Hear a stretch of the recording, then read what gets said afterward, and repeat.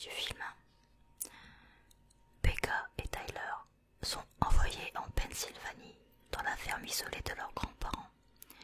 Ces derniers imposent très vite des règles étranges et leur comportement effrayant font basculer l'agréable séjour en véritable conte horrifique.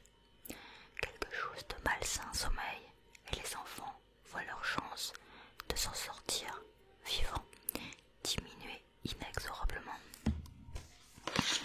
J'espère que vous entendez pas trop les bruits là, de mon ordinateur. Là je chuchote et j'ai un mal de gorge, donc j'espère que ça va pas me faire trop mal. Bon, je dis ça. Donc les frissons sont garantis par Night Shyamalan et le producteur Joseph Bloom dans ce film effrayant, déroutant, poétique.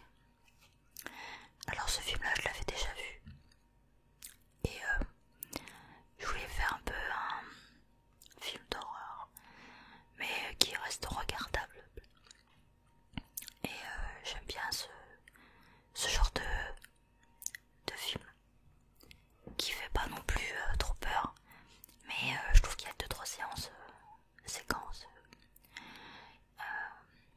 assez ouais on va dire ça c'est plutôt malsain, c'est assez malsain et assez ouais ça met mal à l'aise quoi. Et la mention surtout pour l'actrice qui joue la grand-mère. Il y a des petites elle lui dit à l'enfant de nettoyer le four. On a l'impression que c'est une scène d'Hansel et Gretel.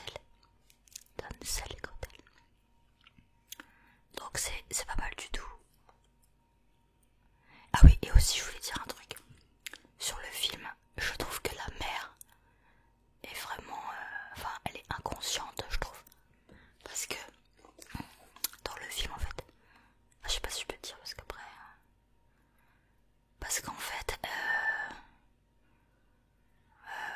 bah si je le dis après, ça va être un peu... bon, tant pis, je le dis. C'est parce que la mère s'est fâchée avec ses parents. Et elle les a pas vus depuis, je crois, 15 ans ou 20 ans. Et là, je sais plus comment c'est fait. Pourquoi d'un coup, elle décide d'envoyer ses enfants en vacances chez ses grands-parents. Ou alors si c'est elle, ou si c'est eux qui ont pris contact, je me rappelle plus. Mais elle va les envoyer et ils vont prendre le train pour y aller. Mais elle vient pas avec eux. Donc elle les voit pas, ses parents.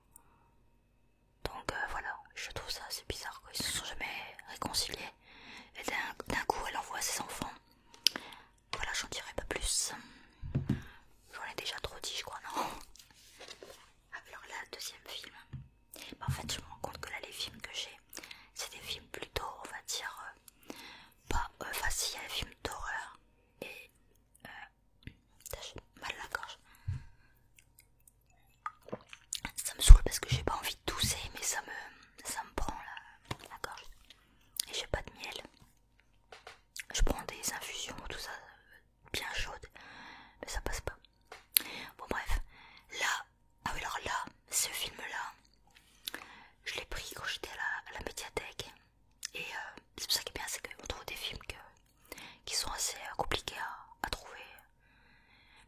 Mais ce film là, je l'ai pris, je sais plus c'était quand je l'ai pris, et je l'ai toujours pas regardé. Parce que c'est le genre de film, j'ai peur d'avoir peur. Et j'en ai entendu tellement, à force d'en entendre parler, je me suis dit allez, je vais quand même essayer de le voir. Donc le film c'est Funny Games. Donc c'est le film original, parce que je sais qu'il y a eu un remake américain. Mais c'est l'original de Michael Haneke.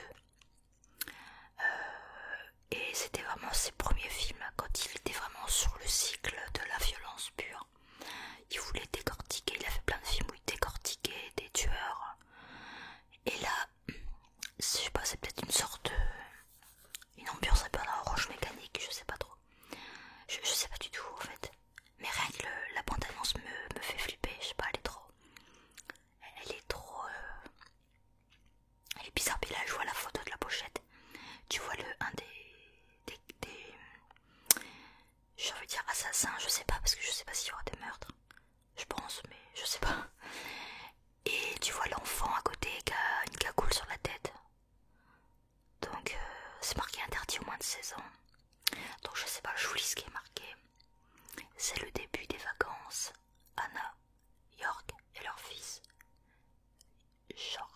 Georgie partent pour leur belle maison au bord du lac. Fred et Eva, les voisins, sont déjà arrivés. Pendant que le père et le fils s'affairent sur le voilier, Anna prépare le dîner. Soudain, elle se retrouve face à face avec Peter, un courtois jeune homme invité des voisins. Celui-ci la prie de lui donner quelques œufs. Eva n'en a plus. Anna s'apprête à les lui donner et hésite. Comment Peter a-t-il pénétré dans la propriété? Donc voilà, on ne sentit pas plus avec le résumé. Mais en fait, c'est deux jeunes qui vont séquestrer une famille, enfin je sais pas trop, puis ils vont leur faire des trucs, je sais pas. Donc c'est pour ça que j'ai un petit peu peur de voir des choses vraiment trop dérangeantes. Après, Michael Haneke, il fait beaucoup de trucs comme ça. Bon, les seuls films de lui que j'ai vu, c'est La pianiste et Caché. J'avais bien aimé ces films. Même si c'est vrai que le terme dérangeant, c'est souvent le cas avec lui. Mais donc du coup, je sais pas, je vais voir. Mais je sais pas comment je vais le regarder. Allez, ensuite, c'est un classique du cinéma d'horreur. Ça fait longtemps que je l'ai pas vu. Bon, j'avoue, je l'ai acheté avec mon copain et tout. On voulait le revoir. Enfin, et lui surtout. Moi, j'avoue, je suis pas trop fan, mais bon, pourquoi pas. Donc, le film, c'est Alien.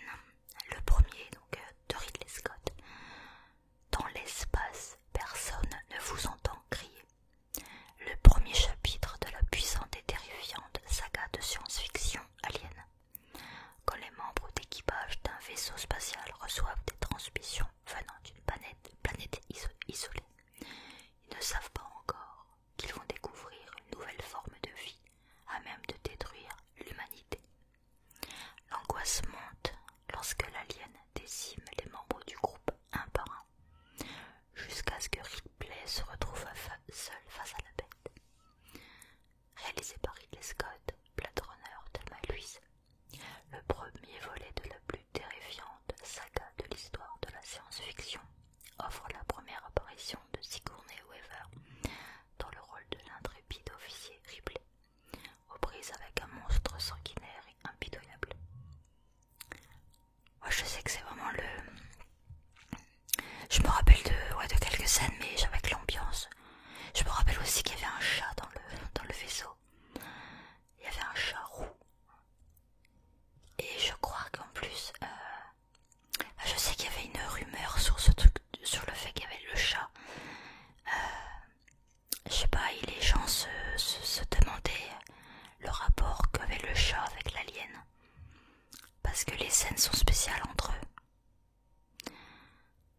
Ça serait un coup monté des chats, ça m'étonnerait pas. Je dis ça, il y a mon chat à côté, mais ça va, elle dort. Elle a rien entendu. Allez, go. C'est le dernier. Alors le dernier, oui, c'est donc le dernier, c'est le prix du danger d'Yves Boisset, qui est mort il y a pas longtemps d'ailleurs. Donc c'est un film avec Gérard Lanvin, Michel Piccoli, Bruno Kremer aussi. Et j'aime bien ce film-là. J'aime bien l'ambiance, surtout qu'en plus le film il est des années 80. Il n'y avait pas encore la télé-réalité. Et là il est en train de... C'est un film, c'est un jeu de télé-réalité. C'est une chasse à l'homme filmée en direct. Et le concept cartonne. Et c'est ça qui est fort, je trouve. À la base c'est un remake d'un film, enfin d'un livre. Une adaptation d'un livre